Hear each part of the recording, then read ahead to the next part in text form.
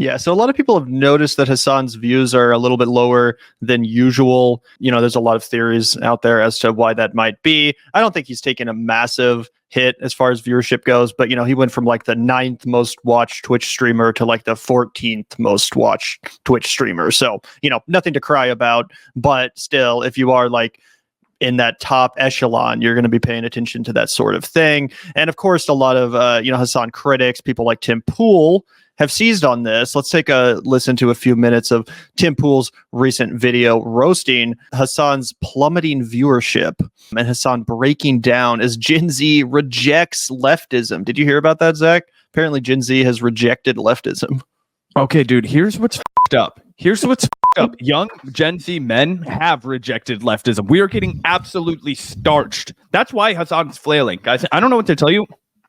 Look at our numbers, right? You guys think we have a decent show? Nobody watches it. That's because there aren't any lefty guys our age. The people that we're making this content specifically for don't exist, okay? It would be like, I can't even think of an example. Okay, nobody's ever thought to do the kind of podcast we've done before. What if you had a market that was imaginary and then everybody else was just ancillary? You know what I mean? It's like young men would be the bread and butter of this podcast. Young stoner bros. There's only like 256 of you in America. We already found you all. Okay, so you guys have been listening to the Vanguard for 4 years now. All we've done has been continuously kicked in the nads by the right. Why? Because all of our leadership is feckless. Because you're not gonna start any movements listening to guys like me and Gavin. Oh, why don't you guys take charge? No. Our job is to sit on the bleachers, and Gavin gives play-by-play, and I give color commentary, and that's our job. Okay. You ever watch like local hoops? Right outside, you've got a crowd of people watching some dudes at the park play, right? Nothing casual. Gavin and I are the ones there. We're like just entertaining ourselves, mimicking along, right?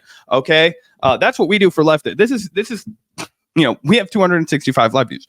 We're not going to be the ones that solve this. Hassan Piker's not even big enough to be the one that solves this. It has to be a collective effort from everyone on the left. But cultural revolution. Dude, we got to do something, because I think about that a lot. Actually, the left is going to start to get our ass kicked so bad for the next 10 years, and we're winning in some capacities, but we're losing in like every other one. You know what I mean? Like, yeah, people's, opposition to what's happening in Palestine is taking hold, but guess what? That the right wing is using that to recruit like crazy now.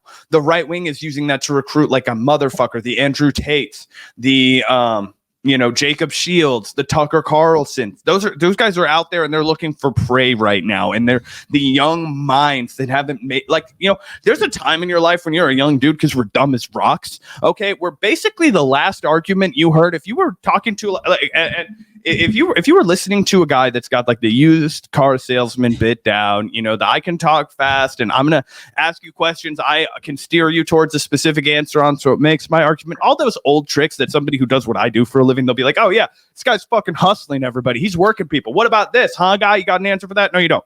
But when you're 16, 17, 20 years old, you hear a guy spit talking fast, oh, this, do that. I got a big house. I got all this shit. Look at all my shit. You want to be like me? You want to be a bum? You want to live like me? You want to live like a bum? You're going to be like, I want to do whatever that guy says, because I'm trying to get it all. Backyard. You know what I mean? Yeah, exactly. Let's take a look here. Tim Pool roasting Hassan. And then we're going to take a look at Hassan's response on Twitter, at least. So yeah, buckle in, guys. As I think Autumn Leaves says, 5 guys lined up to talk about Hassan. Where'd that tweet go? Oh no, that was Lynn Stack. Sorry, is that 5 men lined up to talk about Hassan? It is indeed. Let's take a look. Drew Pavlau. I'm not super familiar with who this individual is, but this tweet is going is being passed around. Hassan Piker, for those that aren't familiar, he was the most prominent leftist streamer on Twitch. He is how does he describe? Is he a socialist? Is that how he describes himself? I mean, he's a himbo socialist, yeah. Himbo socialist, is that what he says? Well, no, he doesn't say that. That's me mocking him. I think he does say but that, he's allegedly a socialist. He says that he is culturally not American.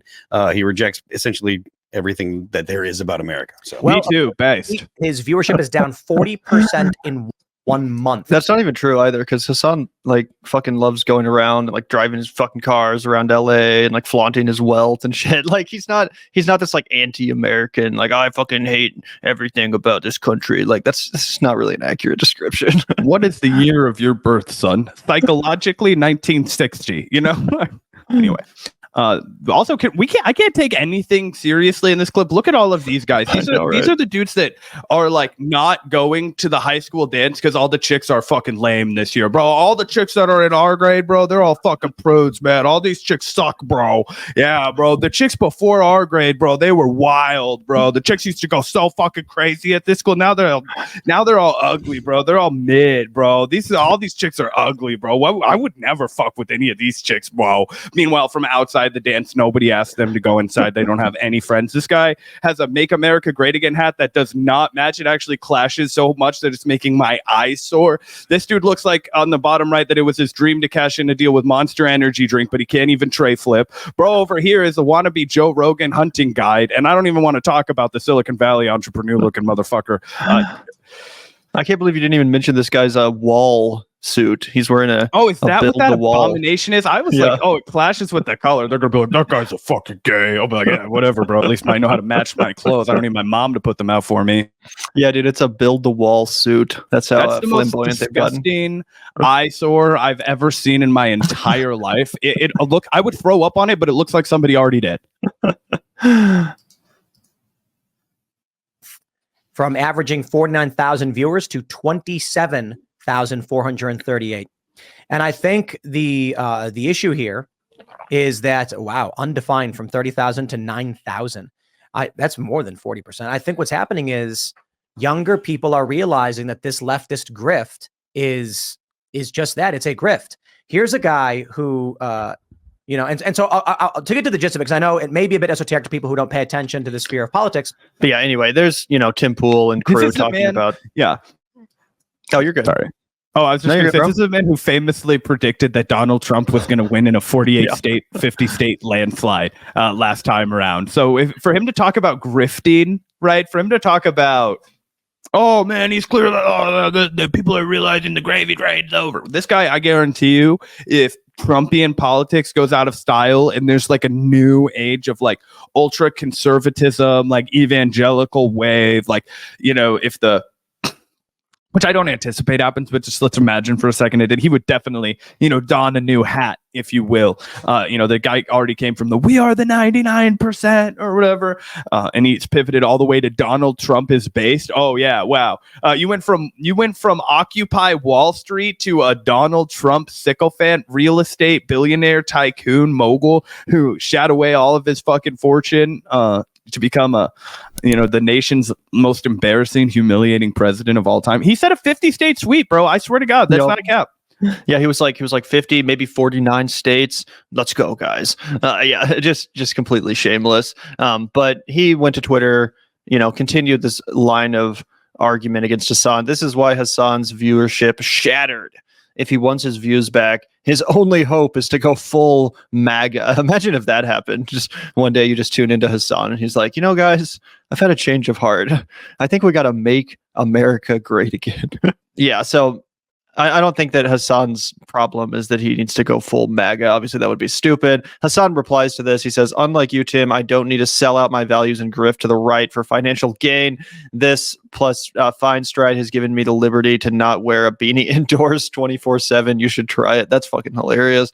And yeah, he's basically calling out Tim Pool for exactly what Zach just called out Tim Pool for. It's like, yeah, Tim Pool did blow up his audience by grifting to the right, by taking advantage of all of these dumbass ignoramuses who like Donald Trump, and now he's kind of admitting that by being like, hey man, if you want to get your views back, you could always do what I did, which was to go full MAGA.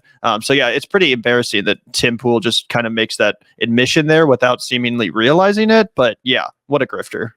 Well, that's the difference between the right and the left. There's no actual, nobody cares on the right if you're a true believer. Nobody cares if you're just saying that shit to appease them. They are the definition of clapping seals.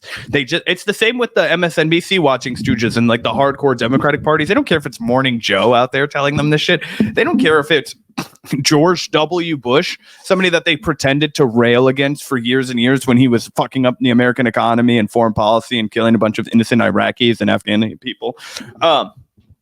Anyway, they don't care. They just want to be spoon-fed shit they agree with. They're just looking for the dopamine rush. I think I did that. You know, that's what they do. They just get excited that somebody said something that they agree with. They get the dopamine rush. So it's not even like an L for him. He can just come out and say that. Like all his audience cares that he's having people on that reaffirm their value set. They are allergic to, having their minds change, any kind of pushback, any kind of alternative viewpoints. It's not about that to them. It's about affirmation. Yep, absolutely. So it's interesting with Hasan. I don't really have a theory as to why his viewership is declining other than just a lack of interest in left-wing content at the moment. I think you could probably put together a graph or a chart showing that views across the board for left-wing content are down just because the lack of a Bernie or a real movement at the nationwide level to unite us.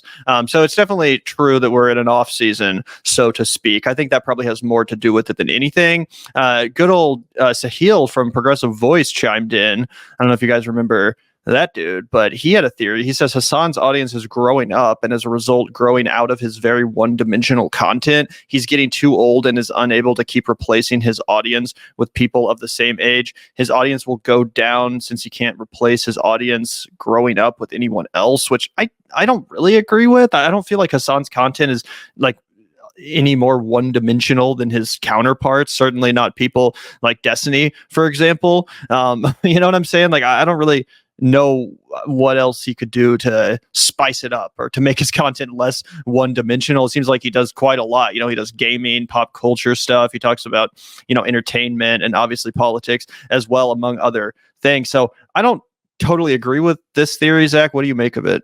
I think it's a bad take. I think it's more along the lines of the fact that why he can't replenish them is because they don't fucking exist. Young people aren't getting swept up in politics in the way that. So it was like a floodgates from 2016 until the 2021 2022.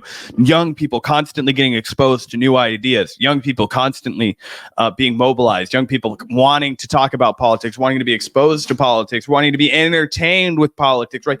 That didn't exist really before 2016, guys. And I mean people remember the Young Turks. Young Turks was very different back before Bernie Sanders and the kind of show that they were offering people. It was much less dry politics heavy and much more like fun and jovial. The panel was much more involved because that's what people were watching back then. And then you've seen, that, let's call it like a 6.5 year run where it was just up for all of these kids. And so what is it's not that Hasan's getting too old. It's that we're not generating that next generation of leftist youth. Right. And that's what I was referencing.